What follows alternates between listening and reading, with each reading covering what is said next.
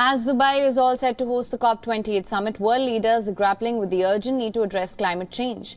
In the latest, the UN Secretary-General Antonio Guterres is urging decisive action to break free from what he calls a deadly cycle. We are trapped in a deadly cycle. Ice reflects the sun's rays. As it vanishes, more heat is absorbed into the Earth's atmosphere. And that means more heating, which means more storms, floods, fires and droughts across the globe, and more melting, which means, with less ice, even more heating. At COP28, which starts later this week, leaders must break this cycle. The solutions are well known.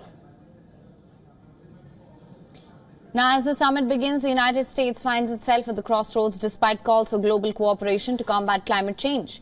The United States is projected to extract more oil and gas than ever before in 2023, contributing to what is predicted to be the hottest year on record.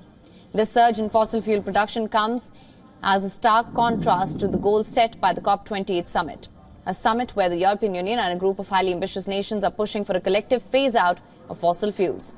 Guterres highlighted fossil fuel production as the poisonous root of the unfolding climate crisis. Now, the ambitious plans face a significant obstacle.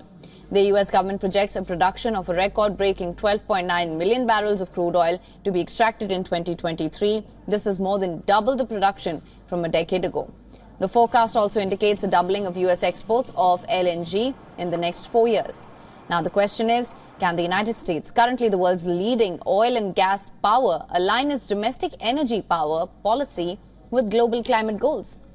Despite President Joe Biden's efforts to address the climate crisis, including the Inflation Reduction Act and increased investments in clean energy, the surging fossil fuel production raises concerns.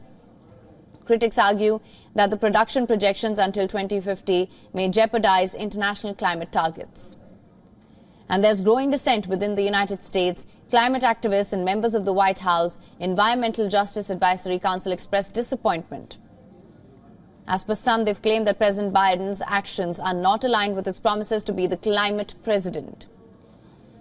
As the COP28 summit unfolds, all eyes are on whether the United States can reconcile its fossil fuel ambitions with the global push to combat climate change. WION is now available in your country. Download the app now. Get all the news on the move.